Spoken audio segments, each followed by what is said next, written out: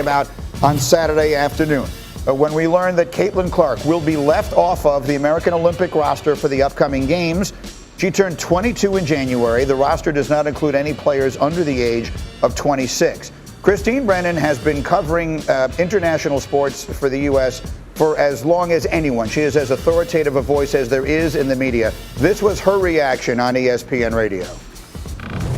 She is hitting landmarks that no other rookie has ever hit in terms of points, assists at certain points in the game. She's ahead on assists of not only Taurasi, but Sabrina and Kelsey Plum and Jewel Lloyd, all of whom are going to be on the team. Let's go back to eyeballs. In the mission statement, you can see right on the website of USA Basketball, it's not only international competition, but it's also growing the game. That's part of the charter of the U.S. Amateur Sports Act. Come on, that's a no-brainer on that one.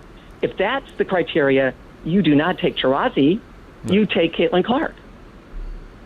So, once again, as I said repeatedly last week, Rebecca Lobo, good enough to get up with us here today. I'm not going to start screaming and yelling about things in which I do not consider myself expert enough to have an opinion that matters. Rebecca, you do. So I'm going to ask it to you as directly as I can. Was this the right or wrong decision with Caitlin Clark being left off this team? And I'm going to start by giving you some context, Greeny.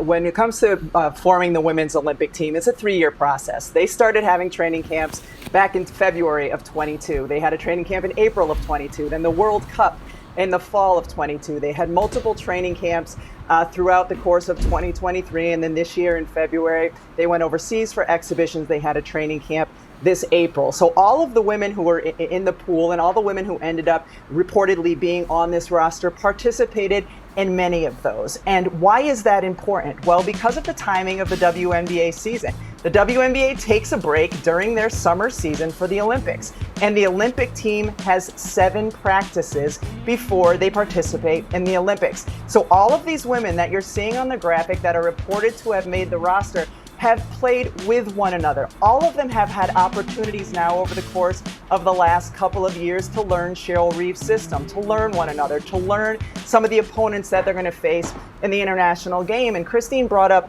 Diana Taurasi specifically. I spoke to players who were at the training camps who said Diana Taurasi played great. She's a 5-time Olympian. She brings a type of leadership that no one else can. Now, Caitlin Clark, through no fault of her own, was not able to participate in any of those training camps. She would have either last year in April of 23 or in April of 24, except her team was playing in the Final Four. So she did not have that chance. And the other point, I mean, Caitlin Clark is an exceptional player. She is going to be a multi-time Olympian as long as she stays healthy. The conversation that no one adds is, who are you taking off of that roster to put Caitlin Clark on? Are you taking off Diana Taurasi? As I mentioned, she performed exceptionally well in those training camps. Are you taking off Sabrina Ionescu or Kelsey Plum, who helped the team win the gold medal at the World Cup? The one player that is interesting that people should keep their eye on in this conversation is Chelsea Gray. When she was healthy a season ago, best point guard in the world. She has not played a WNBA game yet this season because of a lower leg injury. If for some reason she's not able to return, but they expect that she will, or if any other member of the backcourt that has been reportedly named to that roster has any kind of an injury, I would expect that Caitlin Clark would be the backcourt player that could get added to this roster. But you have to look at the context in which the selection committee was creating this basketball team. And when you look at the roster, all you see is, man, this is a really good team. This is a stacked team. This is a team that has a great chance to win a gold medal. And you have to kind of separate it from some of that other outside noise. Understood. And that's exactly what I wanted you to explain to everyone. I'll point out again, Caitlin Clark is 22 and no other player on that team, or no player on that team, is under 26. But as Christine referenced, there is a different element that is involved with Caitlin Clark. Obviously, you kept using the word exceptional. She sometimes is an exception. Sometimes exceptions are made for unique circumstances, like the amount of additional attention that she would just bring. Again, that I think is a fairly obvious fact. Christine was suggesting they should have taken that into account. Do you think they should have taken it into account?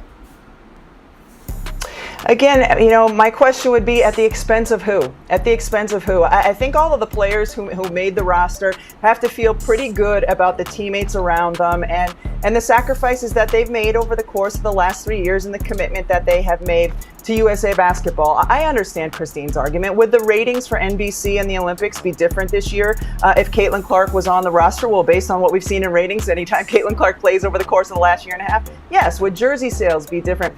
Yes, but I think USA Basketball Selection Committee did a pretty good job making a terrific roster and rewarding the players who have made those sacrifices and made the commitments to USAB. And again, Caitlin's 22 years old, as you mentioned. She's going to have plenty of opportunities if she stays healthy to represent the U.S. And would she be an asset to this team? Yes, but so are all the women who have been named to